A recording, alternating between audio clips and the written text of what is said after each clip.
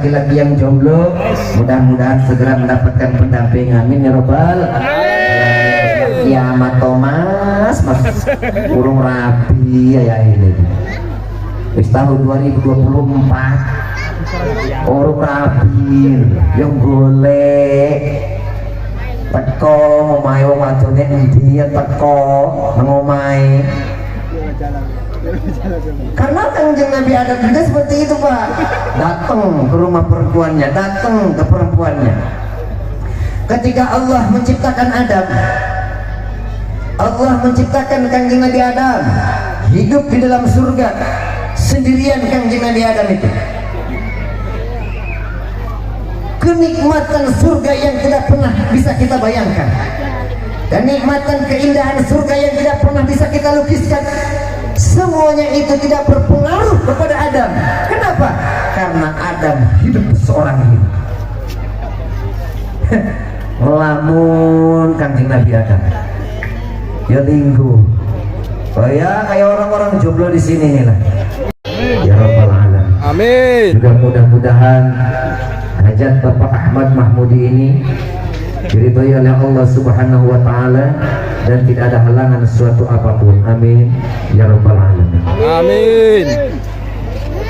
Yang kedua kalinya sholawat beriring salam yang mudah-mudahan selalu tercurahkan keharibaan alam baginda Nabi besar Muhammad sallallahu alaihi wasallam, yang mudah-mudahan kita semua sebagai umatnya mendapatkan syafaatnya min yaumina hadza ila yaumil qiyamah.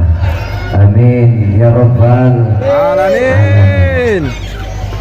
Hadirin rahimakumullah yang berbahagia, tadi telah kita saksikan bersama akad nikah antara Mas Beken.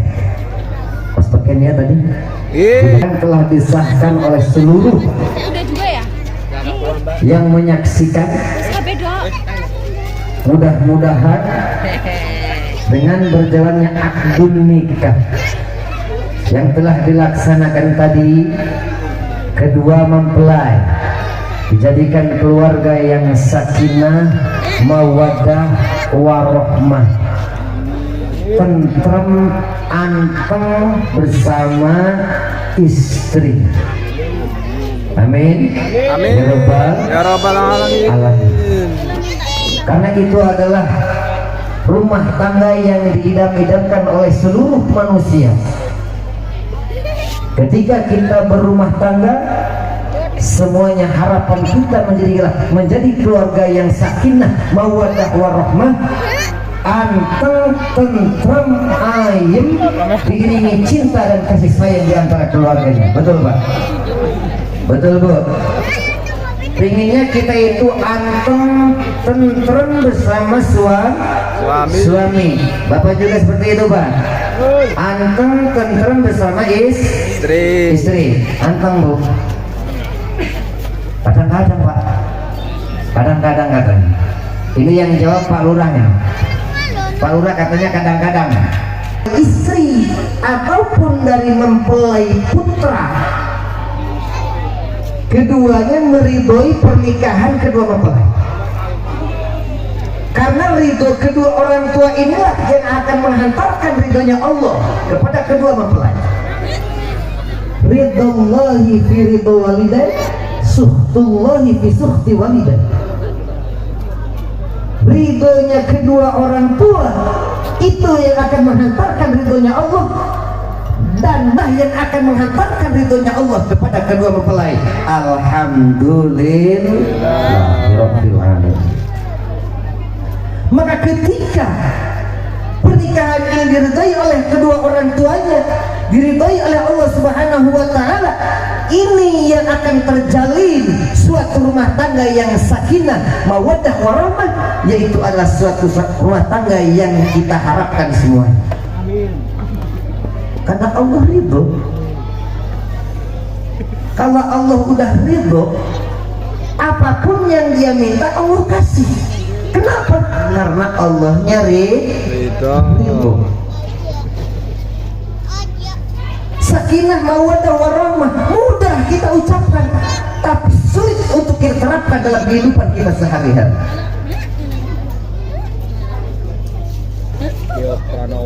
Kita saling memaklumi kedua mempelai. Belum ketahuan kekurangan dan kelebihan mempelai putri, belum ketahuan sama suami. Kelebihan dan kekurangan seorang suami itu pun belum ketahuan oleh seorang istri. Maka ketika terjalin rumah tangga, semuanya akan terketahuan.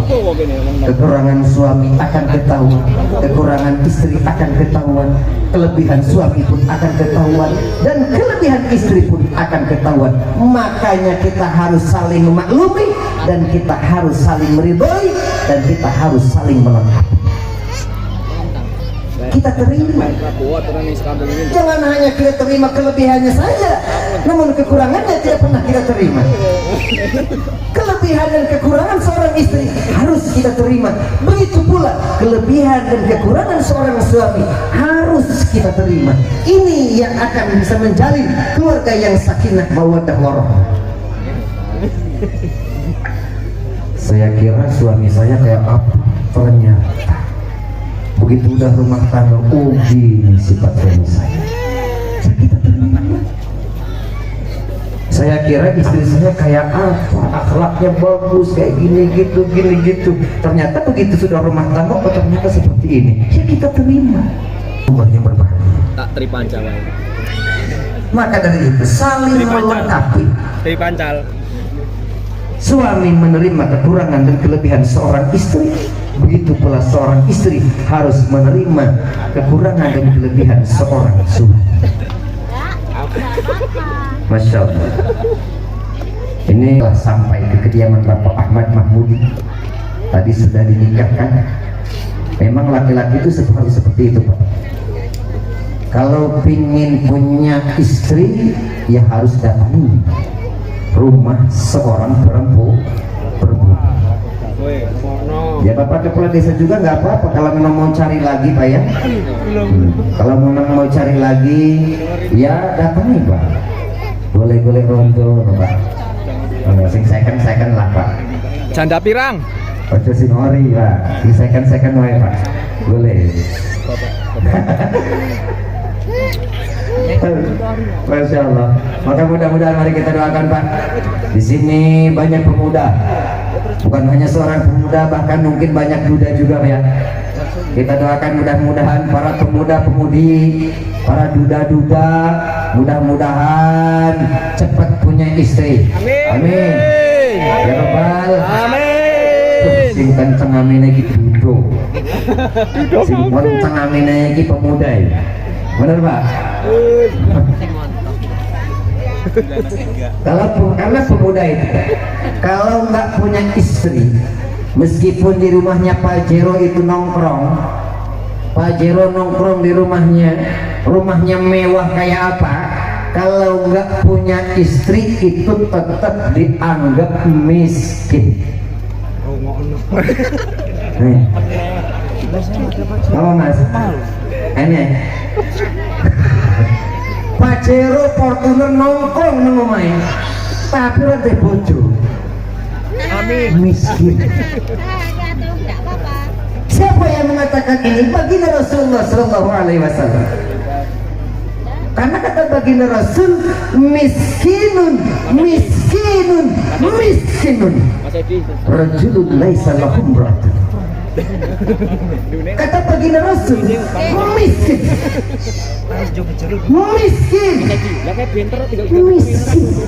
Tiga kali baginda Rasul mengucapkan miskin itu. Siapa dia?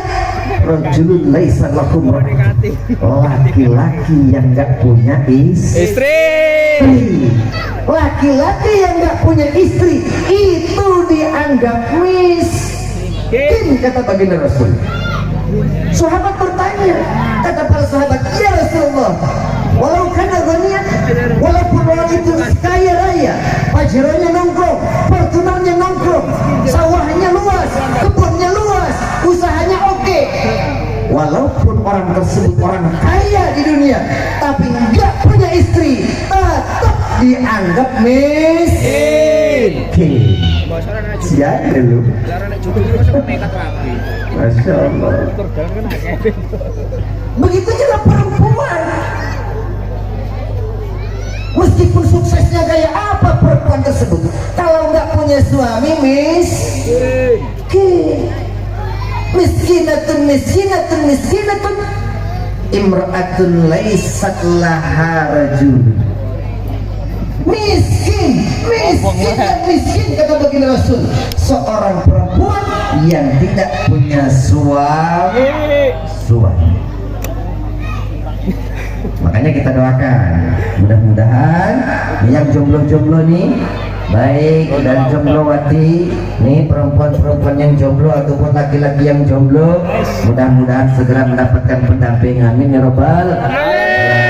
Kiamat Thomas burung rapi ya ini.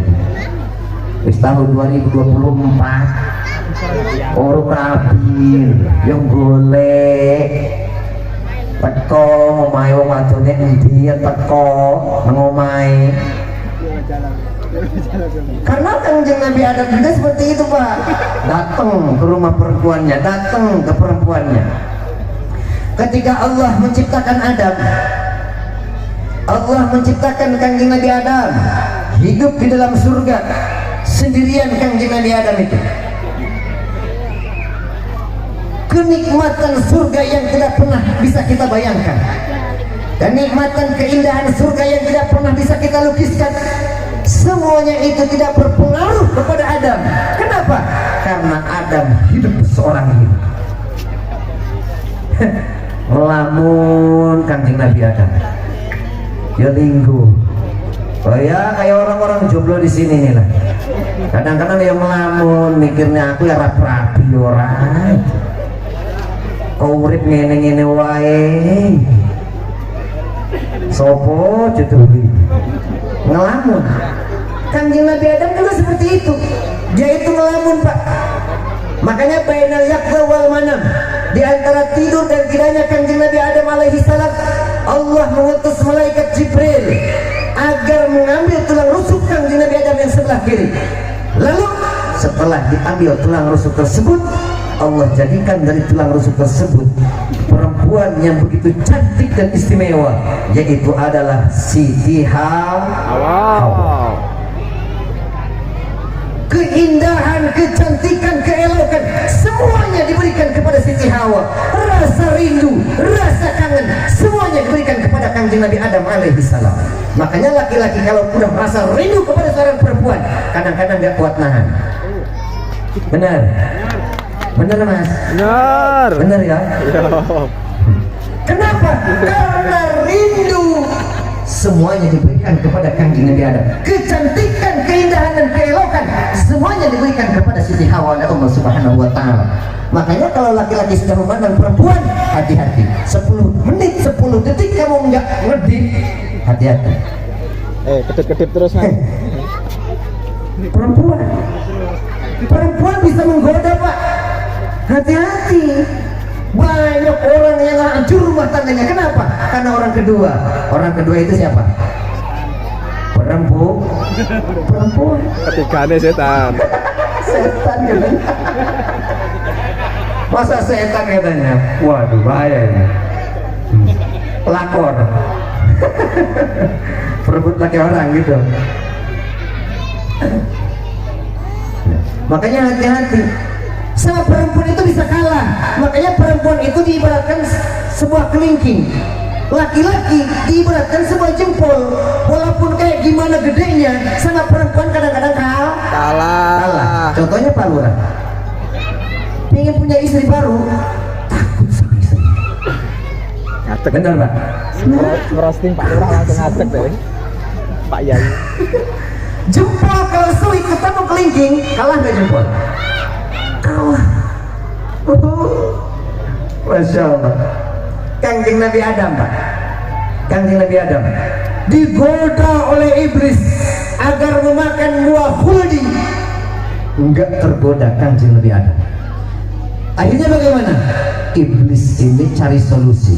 Yang digoda perempuannya. Setelah perempuannya tergoda, perempuan inilah yang menggoda Adam. Maka oleh perempuan inilah Adam tergoda, akhirnya Adam memakan buah kuldi. Nah, inilah bukti bahwasanya seorang perempuan, hati-hati sampean Pak, ada racun yang mematikan seorang perempuan. Sumun qatilun, ada racun yang sangat mematikan. Hati-hati, 10 detik sampai memandang perempuan nggak berkedip, tergoda sampai ada. Masya Allah. Karena makhluk yang terindah, makhluk yang diciptakan oleh Allah Subhanahu Wa Taala, paling indah, paling cantik, paling elok, itu diberikan kepada perempuan oleh Allah Subhanahu Wa Taala. Nah, setelah Kanjeng Nabi Adam, setelah Siti Hawa diciptakan oleh Allah, didudukan Siti Hawa di atas singgasana. Didudukan di atas singgasana yang dibikin dari emas, yang diciptakan dari emas oleh Allah Subhanahu Wa Taala. Dibangunkan Adam dari tidurnya. Dan bangun. Setelah Kanjeng Nabi Adam terbangun, kaget Kanjeng Nabi Adam melihat sosok seorang perempuan yang begitu cantik duduk di atas singgasana. Masya Allah. Makanya kadang-kadang kalau pernikahan itu harus dirias, dipercantik, si perempuan itu dibikin cantik pokoknya. Nah, didudukan di atas singgasana, udah ada dari sononya. Setelah Kanjeng Nabi Adam terbangun, kaget lihat sosok seorang perempuan yang begitu cantik duduk di atas singgasana.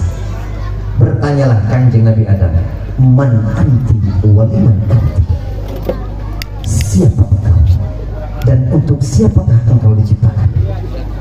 Makanya diabadikan oleh Dewa 19, Hawa tercipta di dunia untuk menemani sang Adam, begitu juga dirimu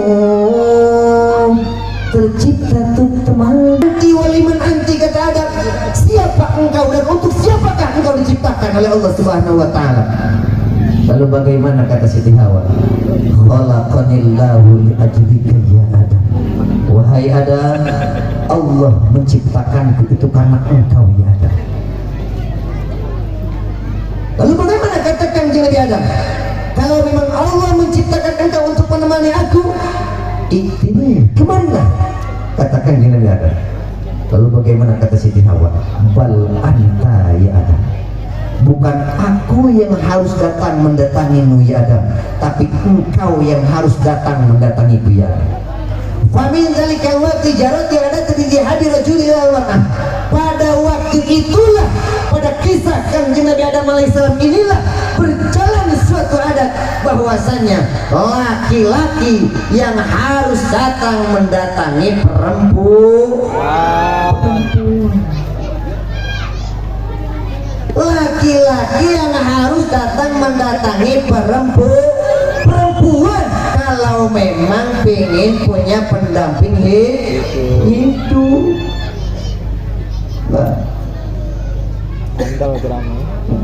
Ngakunya pengen punya pendamping hidup, tapi kok menang rumah.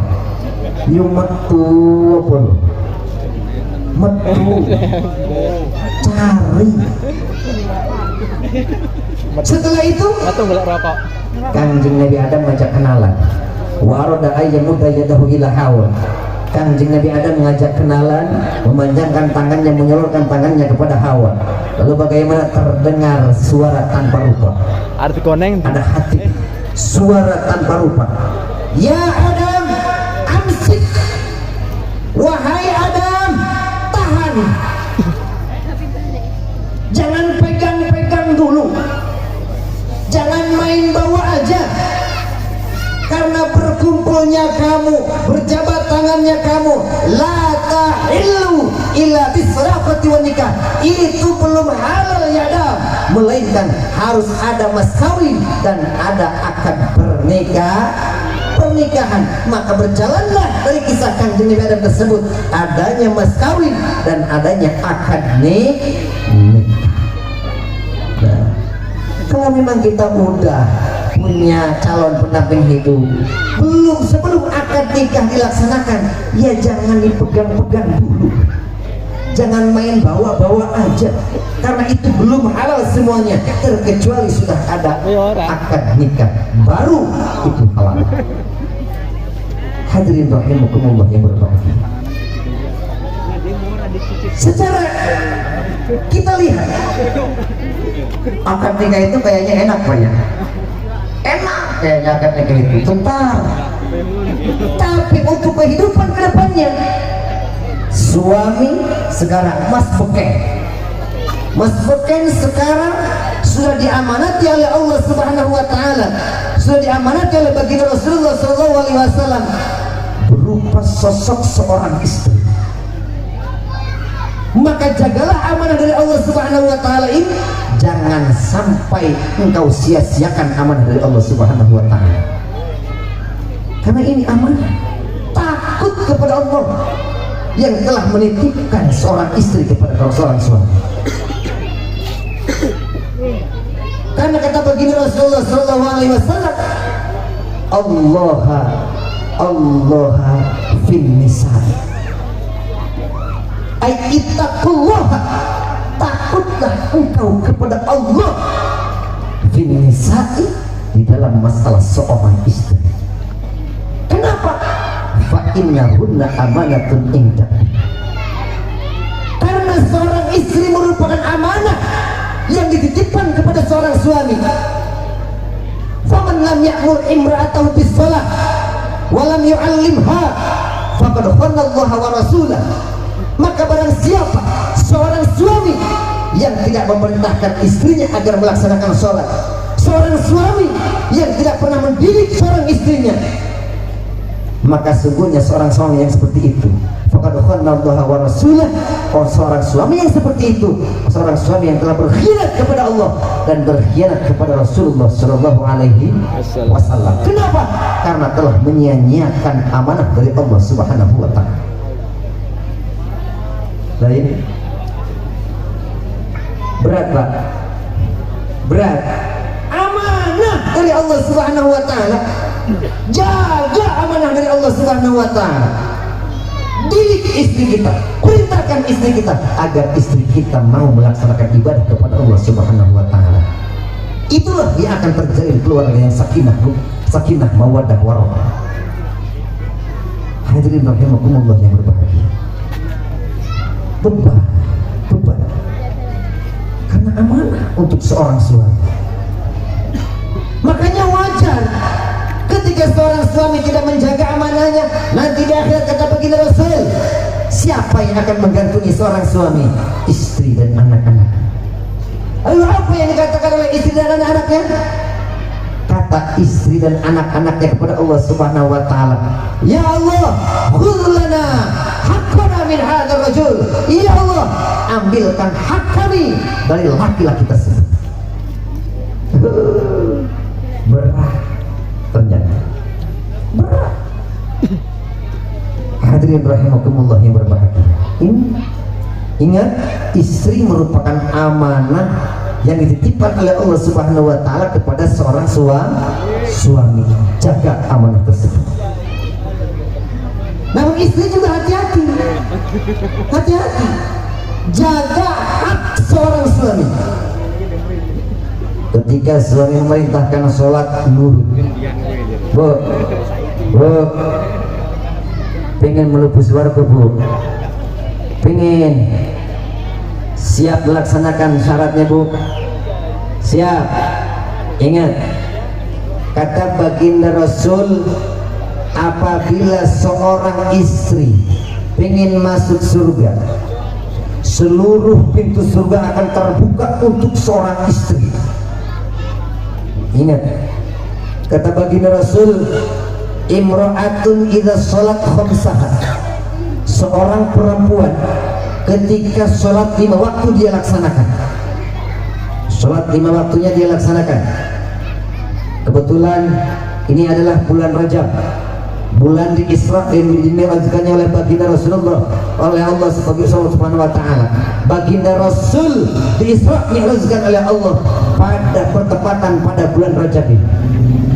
Makanya ini adalah bulan Isra dan Mi'rajnya baginda Rasulullah SAW, yang ending daripada Isra Mi'raj tersebut Allah memerintahkan sholat 5 waktu kepada baginda Rasul dan kepada seluruh umat baginda Rasulullah Sallallahu Alaihi Wasallam. Sholat 5 waktu, laksanakan sholat 5 waktu, jangan pernah kita tinggalkan. Kalau ibu-ibu banyak alasan, kalau ibu-ibu punya alasan, ada memang yang tidak diperbolehkan untuk melaksanakan sholat seperti ibu-ibunya sedang haid, itu tidak boleh, itu diharamkan melaksanakan sholat kalau ibu-ibu sedang haid. Tapi kalau bapak-bapaknya nggak ada haid, jadi nggak ada alasan Pak, nggak ada alasan bapak-bapak mau meninggalkan sholat, itu nggak ada alasan. Karena ini perintah Allah Subhanahu wa taala. Ingat Bu, salat 5 waktu dilaksanakan. Wa shamat syahraha. Puasa di bulan Ramadan dilaksanakan. Ini sudah menjelang Ramadan lagi, Bu. Tinggal berapa bulan lagi? 2 bulan lagi. Gak nyampe. Kita nyampe ke bulan Ramadan. Ibu-ibu yang masih punya hutang Ramadan, punya hutang puasa, segera dilunasi hutang tersebut. Qadha. Puasa di bulan Ramadan dilaksanakan. Wa ta'at zaujaha, taat nurut kepada seorang suami. Wa hafadzat farjaha, menjaga kehormatan tidak pernah diberikan kepada orang lain karena itu hak seorang suami. Maka perempuan yang seperti itu ketika sholat 5 waktu dia laksanakan, puasa di bulan Ramadan dia laksanakan, taat kepada seorang suami dan menjaga kehormatan yang tidak pernah diberikan kepada orang lain karena itu hak seorang suami. Tadkhulu min ibadin sya'at min abwabil jannah, maka perempuan yang seperti itu silahkan masuk ke dalam surga. Mau lewat pintu yang sebelah mana, seluruh pintu surga akan dibukakan untuk perempuan tersebut. Alhamdulillah. Taat, nurut sama suami. Kalau suruh suami bikin kopi nggak geremeng kan Bu?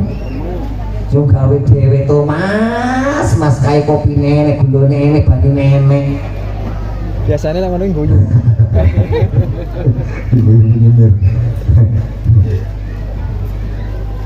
Bapak-bapak jangan aneh-aneh Pak, jangan aneh kayak kalau ibunya Bu, bapak ngomong sekali, ibunya 10 kali. Bapaknya ngomong sekali, ibunya sudah gak aneh. Perempuan emang seperti itu. Jangankan kita Pak, Sayyidina Umar, iblis aja Pak, jangankan melihat Sayyidina Umar, melihat sorban Sayyidina Umar aja udah takut iblis itu Pak. Iblis takut sama Sayyidina Umar. Sayyidina Umar itu sahabat Nabi yang gagah. Kalau ada orang kafir yang musuh baginda Rasulullah, maka Sayyidina Umar akan menggal kepalanya. Hebat Sayyidina Umar. Suatu saat sahabat Sayyidina Umar ini datang ke rumahnya, maksudnya dengan tujuan mau curhat. Kenapa? Karena istrinya cerewetnya minta ampun. Istrinya ini cerewetnya minta ampun. Sahabat Sayyidina Umar ini datang ke rumah Sayyidina Umar. Begitu mau ketuk pintu, ternyata terdengar suara di dalam rumah. Sayyidina Umar pun sedang dimarahi oleh istrinya. Sayyidina Umar pun sedang dimarahi oleh istrinya. Istrinya sedang ngoceh-ngoceh. Begitu mau pulang, kata istri sahabat Sayyidina Umar ini, apalagi Sayyidina Umar aja dimarahi sama istrinya. Iblis takut sama Sayyidina Umar, istrinya nggak takut. Berarti yang paling hebat itu perempuan. Iblis aja takut sama Sayyidina Umar, istrinya nggak takut sama Sayyidina Umar, dimarahin Sayyidina Umar. Begitu sahabat Sayyidina Umar mau pulang, Umar keluar rumah. Begitu keluar, mas mau kemana? Arab nanti mas. Lainnya di sini. Ini perlu apa? Ngene piye? Gini.